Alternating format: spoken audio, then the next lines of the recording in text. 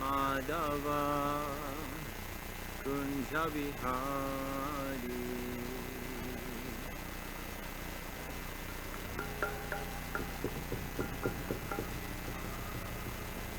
Jayanatha Madhava Kunja Vihari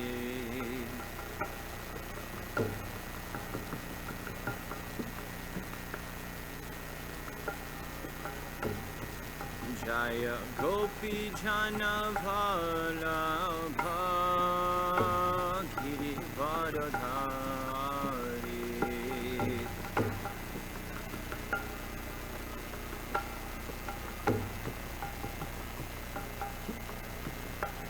Jai Gopi Jana Vallabha Girivardhari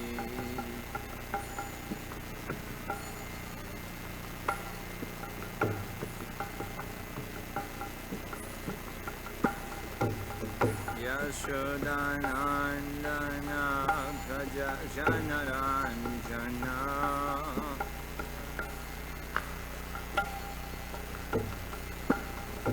Yashodanandana Gaja Janaranjana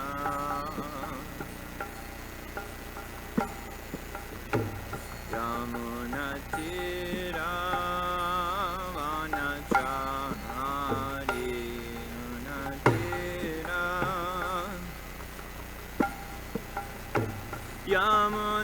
Yamunatira Vanachari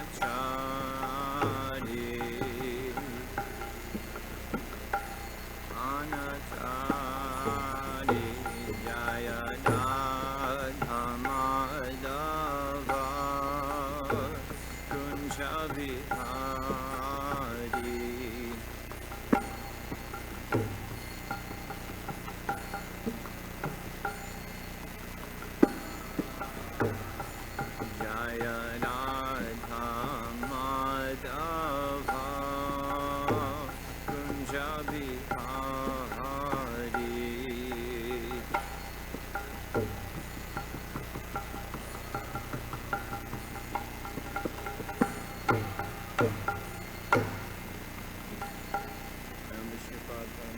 Parivajak Acharya Ashtota Shata Shri Srimad, His Divine Grace A.C. Bhaktivedanta Swami Srila Prabhupada Ki Jai. Srila Bhaktisiddhanta Saraswati Thakur Prabhupada Ki Jai. All glories to the assembled devotees, all glories to the assembled devotees, all glories to the assembled devotees, all glories to Sri Guru and Sri Gauranga, all glories to Srila Prabhupada. Om Namo Bhagavate Vasudevaya. Om Namo Bhagavate Vasudevaya.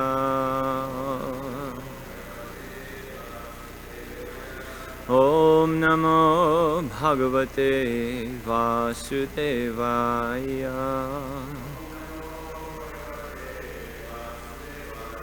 Narayanam namaskritya naram chaiva narottamam devim saraswatim vyasam tato jayamudiraye nityam bhagavata sevaya bhagavati uttama shloke bhaktir bhavati naishtiki. So, Hare Krishna. My apologies.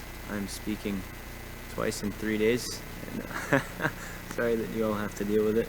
Please give me your blessings that it may at least serve to purify me. At least. We're reading from Canto 10, Chapter 13, text number 61. This is the Brahma Vimohan Leela.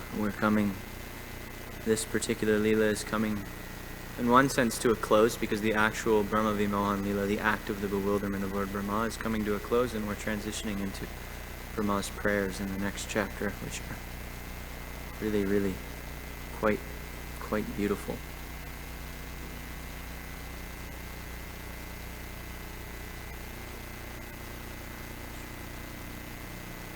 Tatro dvahat pashupavamsha shishuttvanatyam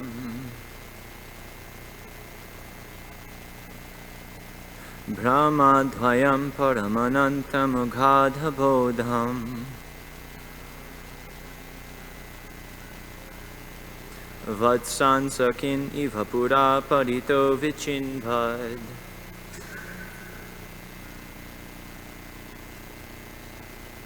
Ekam sapani kavalam paramishcha chashta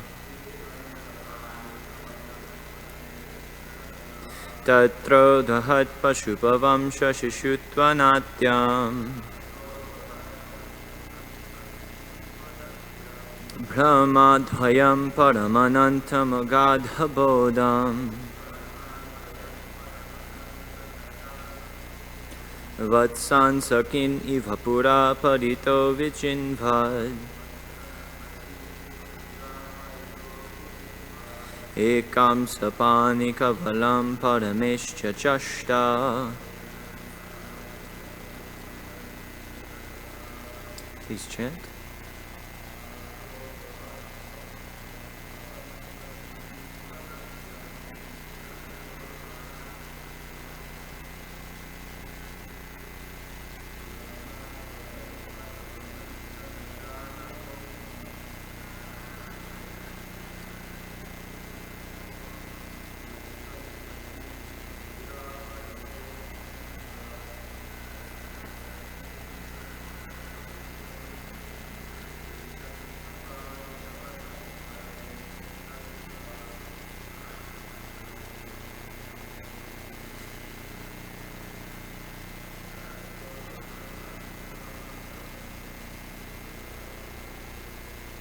Tatro dahat pashupavamsha shishuttvanatyam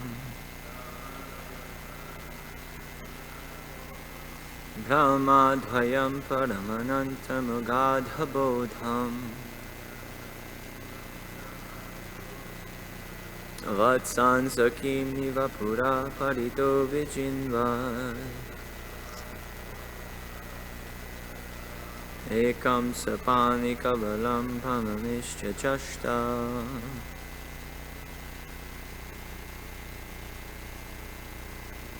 Tatro dahat pashupavamsha shishuttvanatyam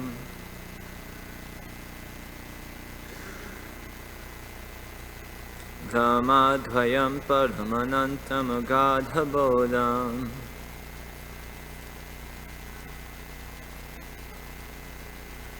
Vatsansakin iva pura parito vichinvad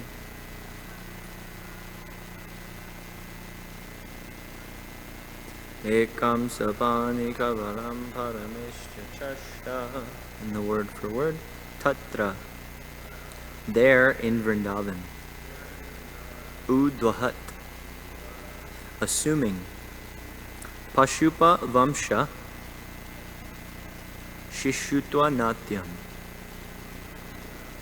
the play of being a child in a family of cowherdmen. Another of Krishna's names is Gopal, he who maintains the cows. Brahma, the absolute truth. Advayam, without a second. Param, the supreme. Anantam, unlimited. Agadha bodham, possessing unlimited knowledge. Vatsan, the calves. Sakin, and his friends, the boys. Iva pura, just as before. Paritaha, everywhere. Vichinvat, searching. Ekam, alone, all by himself. Sapani kavalam, with a morsel of food in his hand. Parameshti, Lord Brahma. Achashta, saw. A translation by His Divine Grace A.C. Bhaktivedanta Swami Srila Prabhupada. Then Lord Brahma saw the absolute truth, who is one without a second, who possesses full knowledge and who is unlimited, assuming the role of a child in a family of cowherd men and standing all alone, just as before, with a morsel of food in his hand, searching everywhere for the calves and his cowherd friends. The purport by His Divine Grace, Srila Prabhupada. The word Agadha Bodham, meaning full of unlimited knowledge, is significant in this verse. The Lord's knowledge is unlimited, and therefore one cannot touch where it ends, just as one cannot measure the ocean. What is the extent of our intelligence in comparison to the vast expanse of water in the ocean? On my passage to America, how insignificant the ship was, like a matchbox in the midst of the ocean. Krishna's intelligence resembles the ocean, for one cannot imagine how vast it is. The best course, therefore, is to surrender to Krishna. Don't try to measure Krishna. The word Advayam, meaning one without a second, is also significant. Because Brahma was overcast by Krishna's Maya, he was thinking himself the supreme. In the material world, everyone thinks, I am the best man in this world, I know everything. One thinks, why should I read Bhagavad Gita? I know everything. I have my own interpretation. Brahma, however, was able to understand that the Supreme Personality is Krishna. Ishvara Parama Krishnaha. Another of Krishna's names, therefore, is Param Ishvara. Now, Brahma saw Krishna, the Supreme Personality of Godhead, appearing as a cowherd boy in Vrindavan, not demonstrating his opulence, but standing just like an innocent boy with some food in his hand, loitering with his cowherd boyfriend's calves and cows. Brahma did not see Krishna as Chaturbhuj, the opulent Narayan. Rather, he simply saw an innocent boy. Nonetheless, he could understand that although Krishna was not demonstrating his power, he was the same Supreme Person. People generally do not appreciate someone unless he shows something wonderful. But here, although Krishna did not manifest anything wonderful, Brahma could understand that the same wonderful person was present like an ordinary child, although he was the master of the whole creation. Thus, Brahma prayed, Govindam Adipurusham Tamaham Bhajami. You are the original person, the cause of everything. I bow down to you. This was his realization. Tam aham bhajami. This is what is wanted. Vedeshu durlabham. One cannot reach Krishna merely by Vedic knowledge. Adurlabham atma bhakto. But when one becomes a devotee, then one can realize him. Brahma, therefore, became a devotee. In the beginning, he was proud of being Brahma, the Lord of the universe. But now he understood. Here is the Lord of the universe. I am simply an insignificant agent. Govindam Adipurusham Tamaham Bhajami. Krishna was playing like a dramatic actor. Because Brahma had some false prestige, thinking that he had some power, Krishna showed him his real position. A similar incident occurred when Brahma went to see Krishna in Dwarka. When Krishna's doorman informed Lord Krishna that Lord Brahma had arrived, Krishna responded, Which Brahma? Ask him which Brahma. The doorman relayed this question, and Brahma was astonished. Is there another Brahma besides me? He thought. When the doorman informed Lord Krishna, it is four-headed Brahma. Lord Krishna said, oh, four-headed Brahma. Call others. Show him. This is Krishna's position. For Krishna, the four-headed Brahma is insignificant, to say nothing of four-headed scientists. Materialistic scientists think that although this planet Earth is full of opulence, all others are vacant. Because they simply speculate, this is their scientific conclusion. But from the Bhagavatam, we understand that the entire universe is full of living entities everywhere. Thus, it is the folly of the scientists that although they do not know anything, they mislead people by presenting themselves as scientists, philosophers, and men of knowledge. Om Ajnanatirmirandasya Dhyananjana Shalakaya Chakshurunmilitam Yena Tasmai Shri Gurave Namaha Shri Chaitanya Manobishtam Stapitam Yena Bhutade Swayam Rupa Kadahamayam Vedati Swapadantikam He Krishna Karuna Sindhu Dhinabandhu Jagatpate Gopesha Gopika Kanta Radha Kanta Namostute Tapta Kanchana Gaurangi Radhe Vrindavaneshwari Rishabhanu Sute Devi Pranamami Hari Priye Namo Mahavadanyaya Krishna Prema Pradayate Krishnaya Krishna Chaitanya Namne Goratushe Namaha Mukam Karoti Vachalam Pangum Angate Gidim Yat Kripam Tamaham Vante Shri Gurum Dinataranam Nama Om Vishnu Padaya Krishna Prishtaya Bhutale Srimate Bhakti Vedanta Swami Niti Namine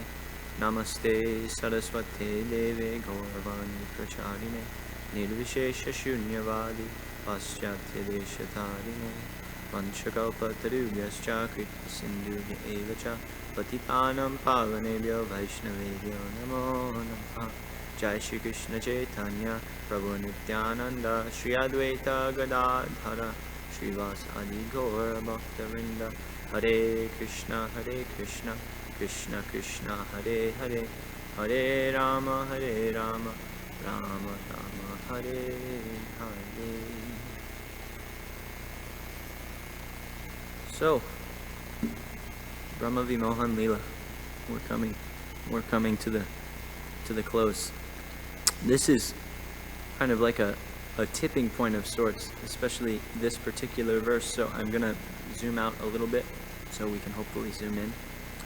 So just going back very quickly, Lord Brahma stole the cowherd boys. We've heard this every day for the past month. Lord Brahma stole the cowherd boys and the calves, and he started to realize, maybe I made a mistake. And then when he went back to check, he saw that the calves were still there and the cowherd boys were still there with Krishna. Then he became a little more bewildered. Then as he was looking, Krishna manifested all of these Vasudev forms in order to heighten his bewilderment. And while he was looking at those Vasudev forms and trying to wrap his head around what was going on, we hear in verse 57 that due to their effulgence, due to his bewilderment at seeing so many of his Ishtadev, his external senses became completely stunned. And that's where we hear this, that he was like a village doll in front of he was like an insignificant doll in front of the village deity. He just became completely bereft of any ability to use any of his senses. But he still had sight, and so he was thinking, what is this? What am I seeing? This blinding effulgence is coming from my Ishtadev, so many of my Ishtadev. And then we hear this phrase, Anipe api drashtam. Then he lost his faculty of vision. He lost external consciousness. So then he couldn't see anything. He was completely covered over and completely just in ecstasy at what he saw. And then he comes back into external consciousness, and the first thing he sees, which is described in the prior two verses, is devoid of all of that Aishwarya that had just completely overwhelmed him from Vishnu's effulgence.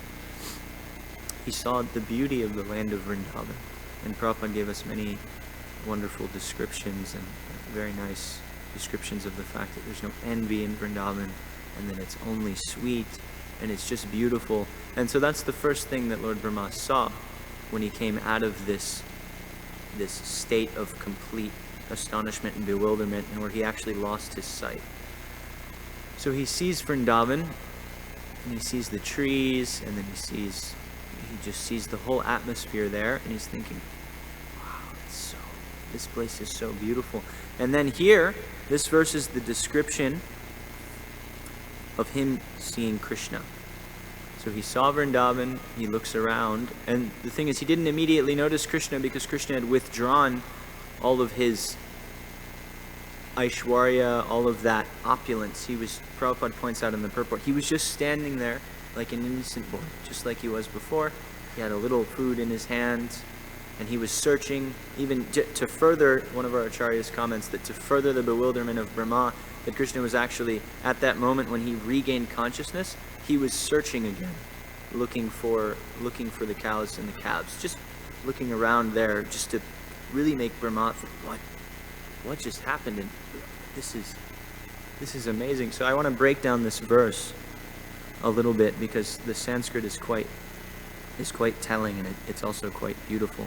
So tatra uduhat. So there, in that Vrindavan, which was described in the previous two verses, that beautiful place, udvahat, appearing and assuming the form, this Pashupa Vamsha Shishutva Natyam. Pashupa Vamsha means the cowherd people. Vamsha means like your clan, is one way, or your family. So in the family of cowherd people, Pashu means like a rope. So they herd the cows, they bind the cows for milking. It's a nice way of saying the family of cowherd people. Shishutva. Shishu is a child, a young child. It's a sweet word. It's like little shishu, you know. Twa means like the nature of, appearing in the nature of a little child. Shishutva natyam, playing or dancing, or as Prabhupada says in the purport, he was like a dancer.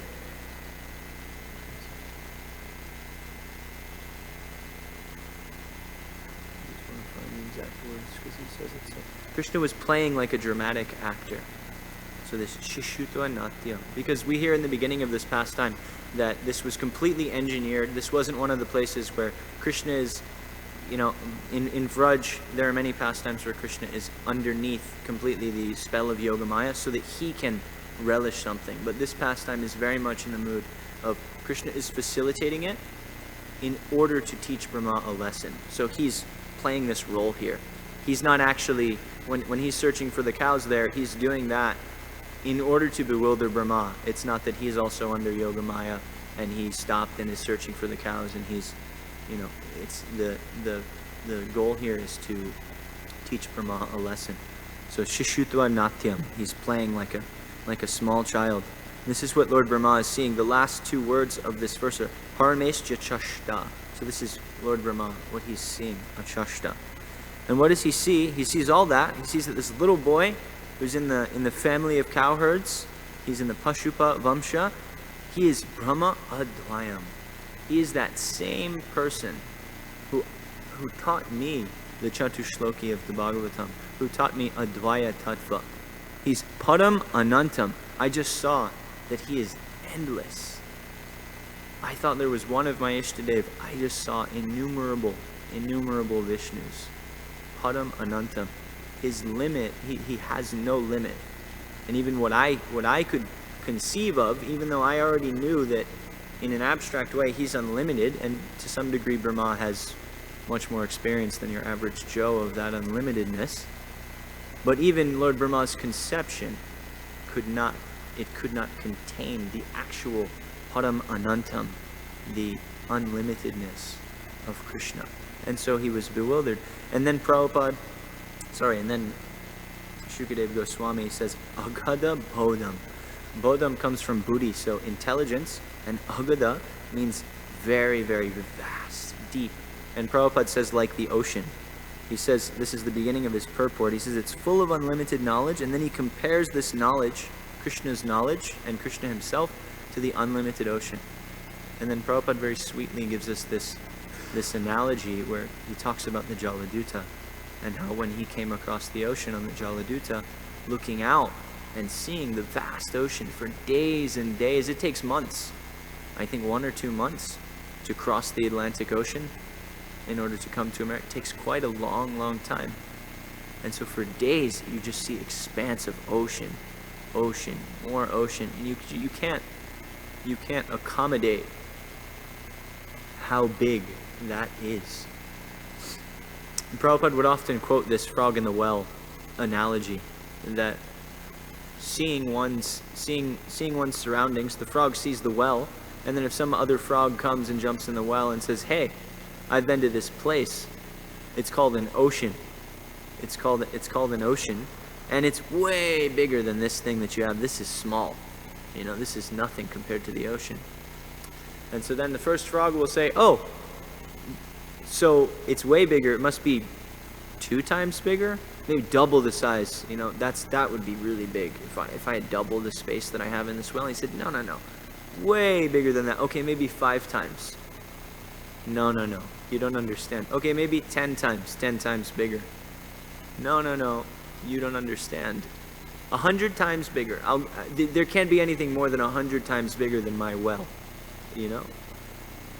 And so then eventually, one just has to give up on trying to calculate these things. And Prabhupada, he actually goes through a segue, and then at the very end of his purport, he revisits this thing in a very heavy way, speaking about the speculative nature of the scientists, which Prabhupada didn't so much attack modern science, but he attacked the surety of modern scientists. He attacked the veracity with which they stake their claims against all other thoughts, which is admitted by many, many scientists in the higher sciences like quantum physics and astrophysics, to be one of the biggest downfalls of science. It turns into another form of fanaticism. Just like religion, they constantly say, "Oh, you believe in this, you just believe in this, you just believe in it without any, evidence, without any quantification of it." But the thing of it is when we look at science, and once we get out of the rudimentary aspects of science, we start working on axioms that we have to take as theoretical. And so, in one sense, it's just like another religion. It's a theory based on a theory based on a theory. So Prabhupada, in speaking heavily like this, and the way he encouraged his disciples who were in the scientific field to approach science, he very much attacked this fanaticism. I think it's important for us to understand this because other religions have done a really terrible job of articulating this point. And we come from the Vedic paradigm, which is extremely scientific. If you look at the sciences that are given in the Vedas, if you look at the advances in math, you look at the advances in astronomy, you look at many, many different types of advances, a lot of things have come from the Vedas now, or things that we've found through the empiric method have been substantiated through our understanding in the Vedas. Substantiated is not the right word, but we come to those realizations through science, and then we find them in the Vedas, and we find out, how did they already know this? We find things like that. So, in one sense, it's our duty just to show that this is there, or the duty of those who are in this field, because I'm not a scientist. I find it a big headache.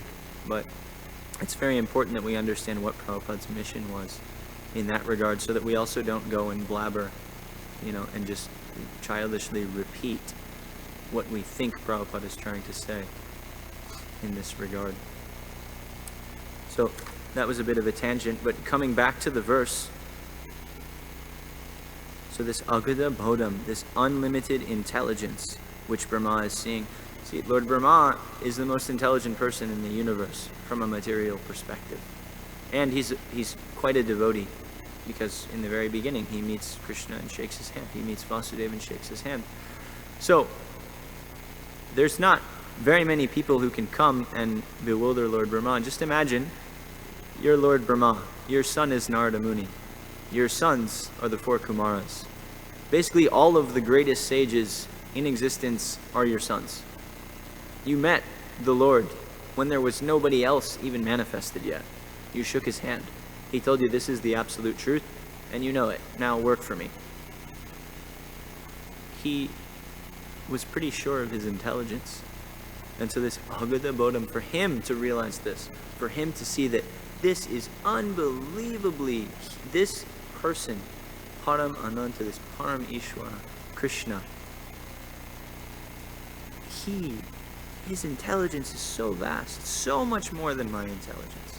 Actually, one last thing, going back to the scientist, one quote that I really respect from Albert Einstein, and I don't drop secular quotes very much, but this one's pretty good.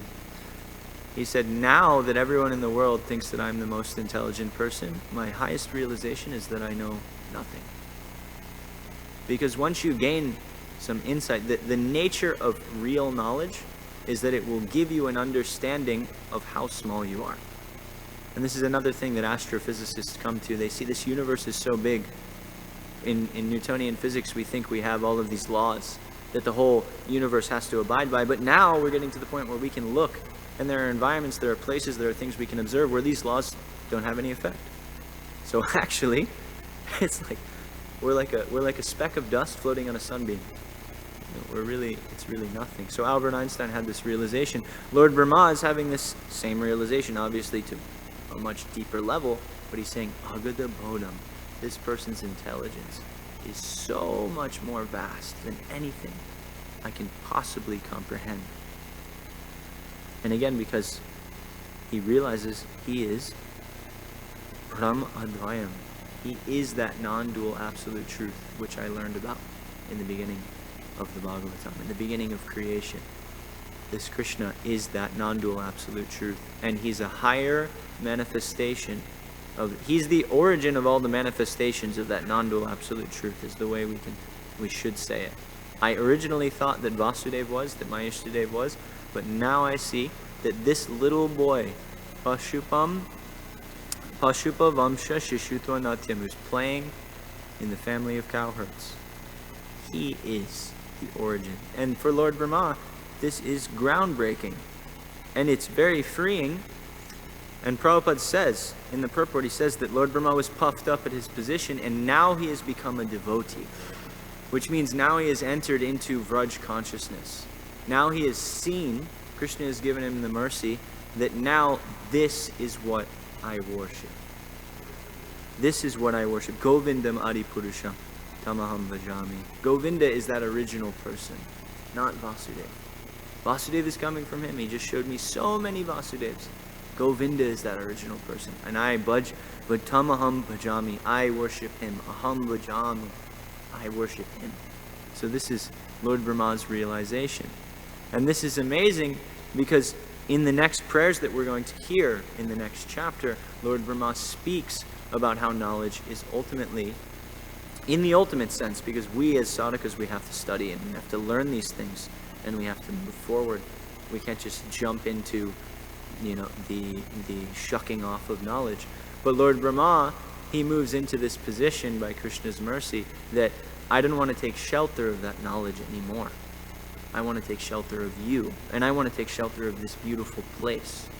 I want to take shelter of your people. I just want to be a blade of grass, he will say later on in the next chapter. Just make me a blade of grass so that I may catch the dust of any one of these people's feet. Any one of these calves, cowherd boys. Let a peacock walk on my head. He doesn't say, let a peacock walk on my head, but that's the implication of make me a blade of grass in Vraj. Any one of the residents here, any one of them is worshipable for me. So this is Lord Brahma's realization. And what this is the beginning of Jnana Shunya Bhakti, which is, up to a certain point in our sadhana, for the majority of our sadhana, we have to take shelter of the knowledge that is given to us. Krishna is God. Krishna is the Supreme Person. I am his servant. I am eternally meant to serve him, and my constitutional position is like this, and Maya is like this, and I have to do certain things in order to stay out of Maya and to stay in Krishna consciousness, because it's an effort.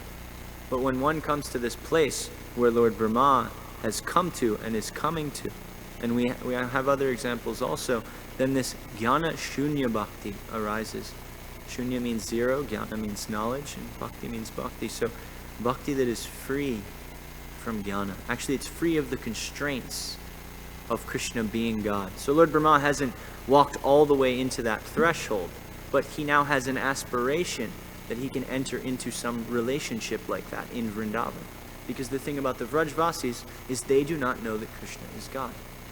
On your average day to day, they see what Lord Brahma sees here. As Prabhupada puts it so nicely in the purport, he says, it is not that he is four-armed, Narayan is Chaturbhuj, but the Supreme Person resembles a human being. Oh, I'm sorry, that's the next purport. It's similar, that's why I thought that was the... Makes you grab 2 pages. People generally do not appreciate someone unless he shows something wonderful. But here, although Krishna did not manifest anything wonderful, the implication here is he didn't manifest his Aishwarya. He didn't manifest his godness to Brahma. He was just standing there as a little boy with some food in his hand, and he was searching for the calves and the cowherd boys. So much so that when Brahma came back into external consciousness, he saw Vrindavan first. If God is standing there in front of you, you're going to see, wow, it's Narayan. But actually he came to external consciousness, and Krishna was still there. He's still there in front, and he sees Vrindavan, and then he's, wow, that's that little boy. That's that beautiful little boy. So the Vrajvasis, they don't know that Krishna is God. Sometimes when they go into a feeling of separation, they gain the knowledge because it augments their ability to pray to Krishna as God. And then it augments their separation. But as soon as there's unity again, they can't hold the conception. And even many times when they're separated, they just can't understand. Yogamaya keeps them covered. They can't accommodate the idea that Krishna could be God. They're worshipping God. Nanda Maharaj is worshipping Narayan Shilas, and there's a Nrsingadev deity in Nandagal. They're worshipping God to protect Krishna. They worship Durga Devi to protect Krishna. So this is Jnana Sunya Bhakti, and this is the Bhakti of the Vrajvasis. This is what Lord Brahma wants now, because he's seen that this is my Ishtadev. This is the person who I love, who I want to love, who I aspire, who I worship. Govindam Adipurusham Tamaham Bhajami. I believe in the Brahma Samhita that Srila Bhaktisiddhanta, in his commentary, he explains that Lord Brahma, in these prayers, he's aspiring for Madhurya Ras, that he's aspiring to be a Sakhi. I don't know which term he uses, but for Madhurya Ras. And so that's quite elevated. That's quite elevated. This is his aspiration. And so since I'm moving towards rather this explanation of Jnana Sunya Bhakti, I thought it very interesting to give some examples that we hear in the Bhagavatam of this happening, because one, they're very sweet, and two, they underline what we as sadhakas are supposed to, in a healthy way, aim towards. Srila Bhaktisiddhanta said, Pujala Ragapata Gaurava Bhange. He said, you keep these things on your head and worship them, which means we have a conception of them, we know that they're our goal, and we think about them while we do our Vaidhi Bhakti, while we do our service, while we carry out what we're supposed to do, and before we have taste. The way we get taste is by contemplating that which is supremely tasteful and which is given by our Gurudev. So the Bhagavatam gives us a beautiful example of this Jnana Shunya Bhakti when Uddhava visits Vrindavan with the letter for the Vrajvasis and then the separate letter for the Gopis. When Uddhava gets to Vrindavan, he sees, first when he goes, he sees the beauty of Vrindavan, because it said that it manifests itself so that he can see that this is Vrindavan, and he can feel that, wow, Vrindavan is such an amazing place. This place is so wonderful. I thought Dwarka was wonderful, but this place, this is special. But then when he gets closer and he starts getting to where the Vrajvasis are, he starts to see that everything here is very dark, and the streets are dirty, the houses don't look like they've been kept. And then he sees some of the Vrajvasis, I believe, and he sees that they're all very skinny. What's wrong? What's going on? And then he goes, because he's first to go to Nanda and Yashoda, because Nanda Maharaj is the king of Vraj. And you go see the king first when you go somewhere. So he goes to Nandagaon, and he goes to the palace of Nanda Maharaj, and he goes in, and he sees Mother Yashoda just sitting, and she looks so skinny, and the house is dirty like anything. She hasn't cleaned in so long, and they're just in separation like anything. And then he goes to them and he speaks to them and he says, I have a message from Krishna. And so then they become happy because they hear Krishna. Oh, Krishna has sent something for us. But then he speaks to them and he tells them philosophy. He says, Dear Nanda Maharaj, Mother Yashoda, why are you lamenting so much? Krishna loves you so much, and he is Ishwara. He's the super soul in your heart. He's never gone. He's always with you. You know, the super soul, Krishna, is always there in your heart. There's no reason to lament. He'll always be there. He's always gonna be looking out for you. There's no separation. So give up this lamentation. And he tells them so much philosophy, and he explains to them the tattva of Ishwara. He explains to them the tattva of who Krishna is. And finally, after so much explanation, Nanda Maharaj says, okay, thank you. That's very nice. You know, thank you for your words. But I'm just a simple cowherd man. I can't, you know, it was very nice what you said. You're very learned. You know, it's good to see you. But enough. So Uddhava leaves, and then Nanda Maharaj turns to Mother Yashoda turns to Nanda Maharaj and says, did you understand what he was saying? Did you understand what he was saying? And Nanda Maharaj says, I do understand what he was saying. Because Garga Muni, he told me that Krishna would have all the qualities of Narayan. And so what Uddhava was telling us is that Narayan's name is also Krishna. That Narayan also has the name Krishna, and he's the super soul. So it just went right over their head. They got the philosophy. Uddhava he's a Premi Bhakta. And he understands the tattva of who Vasudeva is and who Krishna is, because he's the topmost Dwarkavasi. So who better than Uddhava to explain to you? If you could sit down with Uddhava, he could explain to you in a very, very succinct way, you know, who Krishna is. Who better than him to explain? And it just went right over their head, because the Vrajvasis, they cannot accommodate this idea. Even in most cases, which is why Sri Vishwanath and our Acharyas, they point, and Prabhupada also, I didn't check though. I won't put words in Prabhupada's mouth, but I know that Sri Vishwanath explains that this is orchestrated by Krishna, and that he is cognizant of what's going on in this pastime. And the reason he does that is because in most of Krishna's pastimes, he goes by the name Mugdata. He gives Yogamaya the ability to orchestrate everything so that he can actually enjoy it and relish it and be there, because that's what Krishna wants.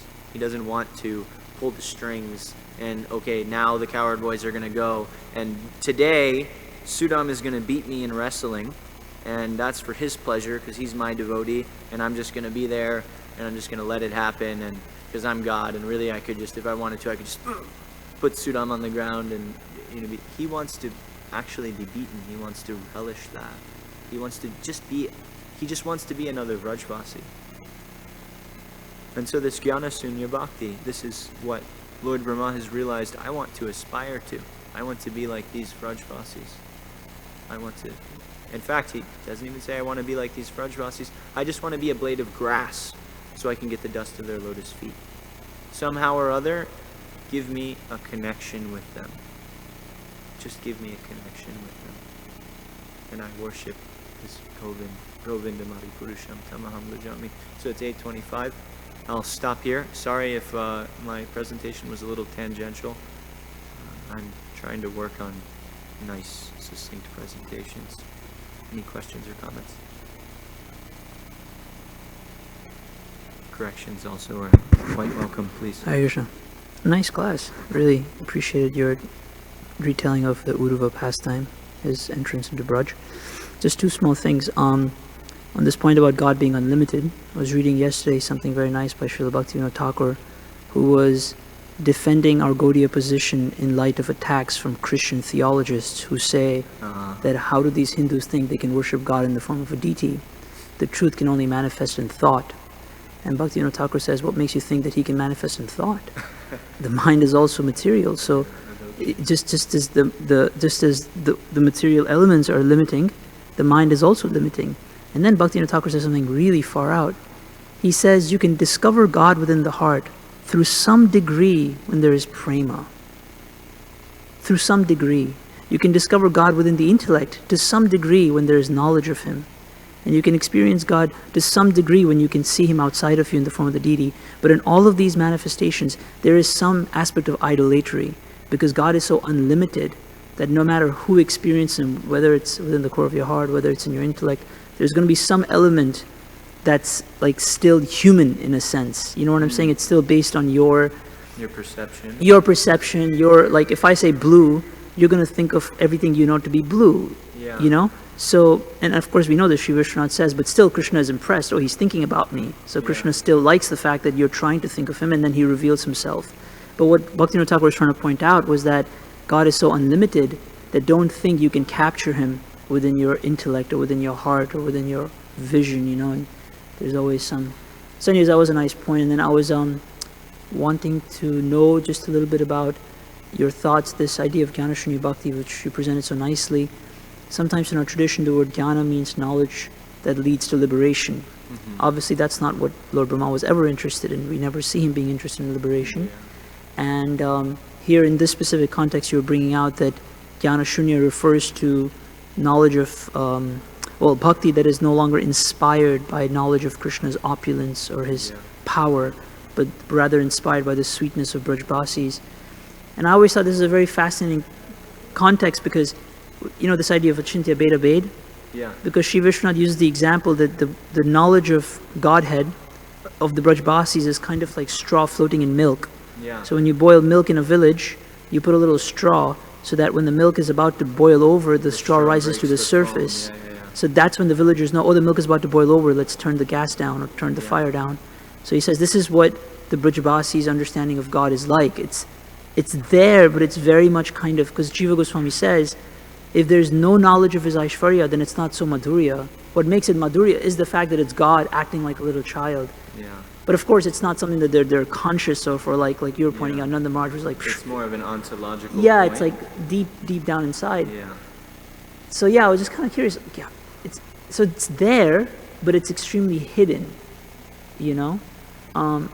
Anyways, it's a very subtle topic, because it's one of those Achintya Beda Bed topics. I think it's simultaneously there, but simultaneously not there, you know? But I was wondering, this exact term, Jnana Shunya Bhakti, if you could speak a little bit more about it on this, and also like where did you read it, and if there's a commentary or a purport or a particular section that I could read later on my own. My understanding with the Jnana Shunya Bhakti is that, because this is at a very high level of practice, and it doesn't even necessarily mean that now it's free of the gyan of Krishna's Aishwarya, like, because that's very much like a Vaidhi Bhakti, Rag Bhakti, like, transition, you know? But Jnana Shunya Bhakti is at such a high level that it's where now your Bhakti is no longer limited by whichever ways it can be limited by that knowledge. So you're already not motivated by the fact that God is God. You know, somebody who's moving into Jnana Shunya Bhakti, it's like when you actually step into becoming a Vrajvasi. So a Rag Bhakta who's at Bhav or who is at Asakti, they still have knowledge of the Tattva, but it's not their motivation. You know what I mean? So it's like you said, it's very subtle. It's even more than that. It's the point where you transfer into a relationship with Krishna, and it's actually a real thing. And now, like you said very nicely, the idea of Krishna being God is some sort of weird abstraction, because your reality is that you're with Krishna, and that he's a cowherd boy, and you're a Vrajvasi. They're Vrajvasis. I like this point, and I always wondered about this straw floating in the milk. I very much like this, but it always rose questions in my mind that, well, when does it happen and why? And is it just random? Because that when you take the analogy, then that means that, okay, the Aishwarya pops up every now and again. If I go and I take a pot of milk and I put a piece of straw in it and I boil it, the straw comes up intermittently. It may come up once every 2 minutes. It may come up once every 5 or 10 minutes. I want to say one thing. And, so I was wondering about that before when I read that. It's like, you hear something and then some nagging, like, doubt or question sticks in your mind, and you're like, well, okay, but that doesn't answer the whole thing for me. Like, when does it happen? And I remember reading that, and I believe this is in the Gopi Gita chapter of the Bhagavatam, because that's when the gopis are in, it's the Bhagavatam's, other than the Brahmara Gita, it's pretty much the highest state of separation that we get to hear about the gopis in. And Sri Vishwanath there, he explains why they're praying, "Oh, Parameshwara, oh, Dina Bandhu, oh, please be merciful to us, you're merciful to everybody else." And so he says, wait a minute, these are the gopis and this is the rasa dance. Why is it that they can understand that Krishna is God? How can this whole thing be facilitated if that is there? And then he says, so the Rajvasis, the point that I made earlier, they only know that Krishna is God in the height of their separation in order to augment that feeling. So in the height of their bhav, like Mother Yashoda, when Krishna eats dirt, and then Mother Yashoda says, "Let me see what's in your mouth. Let me see what's in your mouth. I know, your friends came and they told me you were eating dirt." Because he lies, because that's part of the rasa. Children lie to their mothers. Little children, "I didn't eat any dirt. No, I didn't. No, I didn't. My friends they're lying.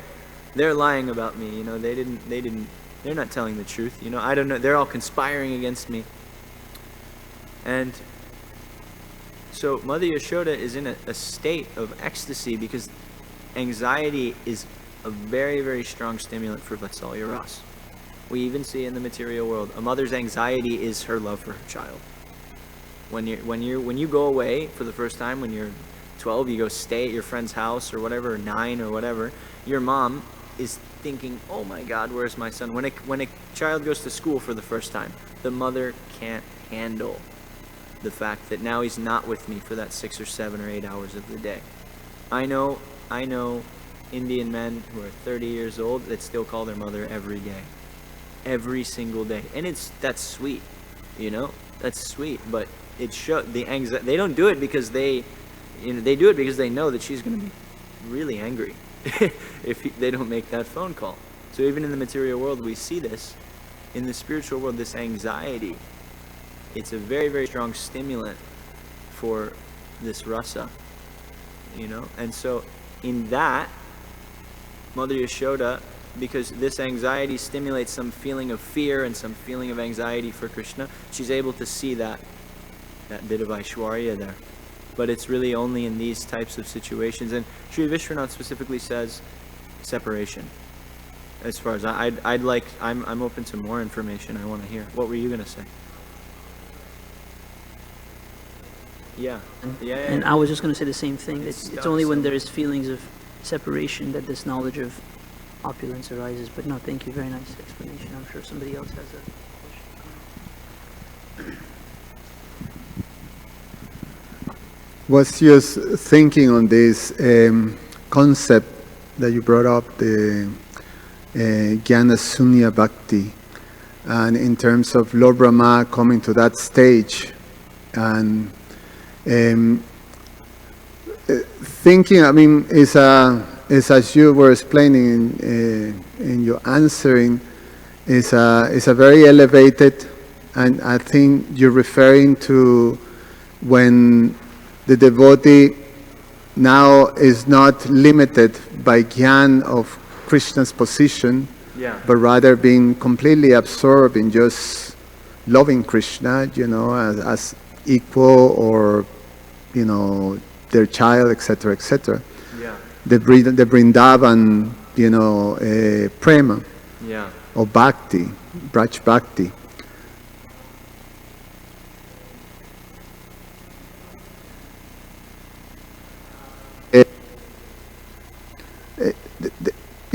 Obviously from our limited capacity to understand this most exalted position, even Brahma gets bewildered by it. So what to speak of, some, person like myself. So the concept of pure devotional service, Srila Rupa Goswami says, Anyabilashita Shunyam Jnana Karma Jnanavrita. So is devotion that is devoid, or there is no trace of jnana and karma. Yeah. And the jnana that is explained is, so this jnana sunya, or the devoid of jnana in pure devotional service, is this using jnana for measuring. In one sense, measuring Krishna. In one sense, Srila Prabhupada brings this up. You try to calculate, you try to put Krishna within the realms of the absolute truth, within the realms of knowledge. I can explain it, but you can't. It cannot be explained. It's beyond that. So then the translation that Prabhupada gave in Rupa Goswami's verse is, you give up a speculation, or basically trying to understand Krishna by your mental capacity, or by your intellectual capacity. So that defines pure devotional service. So then we have Lord Brahma, who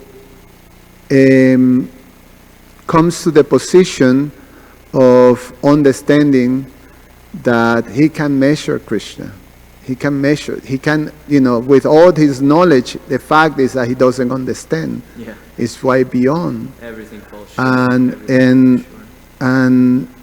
But he's still relating to Krishna with full knowledge of Krishna. So when he sees Krishna, according to what I understand, is that he's seeing Krishna, but he's understanding who Krishna is. And then, when he offered his prayers, now that we come in chapter 14, he offered these amazing, beautiful prayers with full understanding of Krishna. And, Krishna is listening, but it is explained that he's, thinking, actually, it's good, but, I want to go and, be with my friends. So, obviously, Krishna says that he gets more pleasure with, this. Well, in one sense, that's the question that I have. Since this jnana sunya is a pure devotional service too. You have different levels of intimacy. You have different rasas, and different rasas have different moods. And Prabhupada sometimes explained that you have, different size of cup, but they're all full. So it's not that, one is better. They're all full. So obviously you go deeper and deeper, but a dasya bhakta that is in Vaikuntha is perfectly, and it's pure. It's pure. It's devoid of all these things. It's devoid of the contamination of jnana and karma. So in one sense, it seems that, this jnana sunya, there's a Vrindavan jnana sunya, there's a Vaikuntha jnana sunya. I may say. First, I just want to preface by saying thank you. It was a really nice comment, and I will attempt to give my thoughts, but forgive me because you're my senior, and I apologize for my audacity here. I shouldn't be. It's an awkward situation, but I know where you consider me. This is over my head, so I really don't, and I haven't read. I usually just keep myself on the those things. So you brought a lot here, which is really nice, and there are a couple points that I can think of. First off, Anyabilashita shunyam jnana karmad jnanavritam. Shunyam refers to material desires, and anavritam refers to jnana, karma, and adi. Adi means other things. So So jnana and karma, adi meaning yoga, tapasya, these other things, anavritam. Pure bhakti should not be eclipsed by jnana and karma, because Rupa Goswami and Prabhupada explains this very nicely, and they do a good job of explaining it in Bhakti Shastri, that Rupa Goswami is saying that this is also a definition of how you can practice pure devotional service even if you yourself are not pure yet. So pure devotional service in practice is free from having jnana as the goal. Because if jnana eclipses your bhakti, then it's no longer bhakti, it's jnana. If karma eclipses your bhakti, if it becomes your goal, then it's not pure devotional service. If yoga eclipses your bhakti, then it's just yoga now. It's just exercise.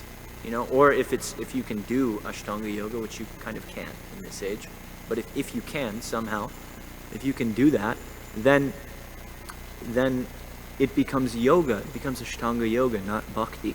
So there's a difference here in the pure bhakti that Rupa Goswami is giving in this definition and jnana shunya bhakti. Because jnana shunya bhakti, again, Lord Brahma is coming to the realization that he wants to aspire for the position of the Vrajvasis. We can even say that his realization here is he comes to the understanding that he can't understand Krishna. And so he wants to go above that idea of trying to understand him in his position and just worship him, which is what the Vrajvasis do. So something like that. And then you made a point about the love of Vaikuntha and the love of Vraj and these different levels. And yes, that's the thing. Those are all applicable to this definition of Rupa Goswami. To some degree, because Rupa Goswami's definition is talking about Vraj. Because he's saying Krishna Anukulyena, Krishna Anushilanam. It's meant for Krishna, which means Krishna means 5 things. It means Krishna, his entourage, his dham, his pastime, and his qualities. It means these 5 things are encased, our acharyas tell us, in Rupa Goswami's definition of pure devotional service. So these other things, they're prema, but prema for Ram, prema for Dwarkadish Krishna, prema for Narayan and Vaikuntha is not the same type of prema that is aspired for by the Vrajvasis. But yeah, the main thing, these are 2 separate things from my understanding, from my readings, that this jnana karmadhyanavritam and jnana shunya bhakti, they're very much like this. Jnana karmadhyanavritam, you and I can practice. I can go right now and in a philosophical way, I can examine my life because I have to take up jnana. Bhakti jnana is very important for me as a practitioner. We have to learn the Bhagavatam, the Gita, these books, because that can give us, they are stimulants for us eventually rising to this platform by Guru's mercy. Because Guru gives us mercy and then we have to practice. But when we get to a stage, those things are left behind. And the only thing that is there is rasa. The Vrajvasis are purely on the platform of rasa. Now for me, that's probably lifetimes ahead. But yeah, we can safely say for all practitioners, this jnana shunya bhakti is, we want to understand what it is, because we have to understand it as an abstraction because we can experience it. But we have to understand what it is so we know what we want to aspire for. And then in that way we can use jnana in the right way. We don't think, because otherwise if I study the Bhagavatam, I memorize the whole Bhagavatam, I learn all the philosophical points, but I don't understand that that's actually not going to be the thing that gets me into Vraj. It's only useful insofar as it culminates in my desire to serve Krishna. It's only useful insofar as it becomes a way of serving Krishna favorably as he desires, if that's what he desires from me.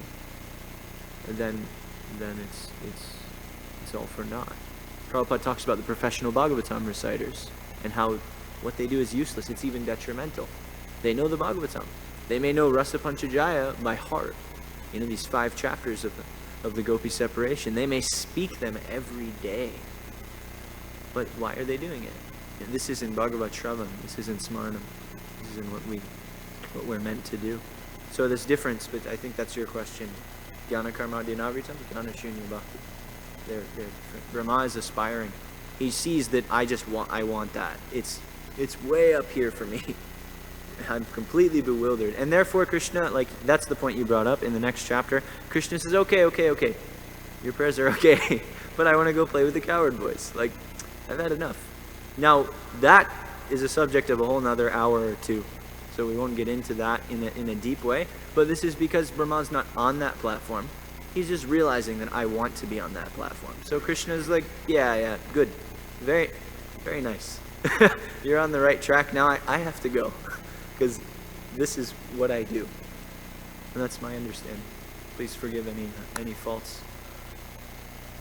I think we have to stop because it's 8:45. And some devotees have told me to not keep it long-winded. So, Jai Ho, Srimad Bhagavatam ki Jai, Srila Prabhupada ki Jai, Shri Kishore Kishori ki Jai, Gaur Bhakta Vrinda ki Jai.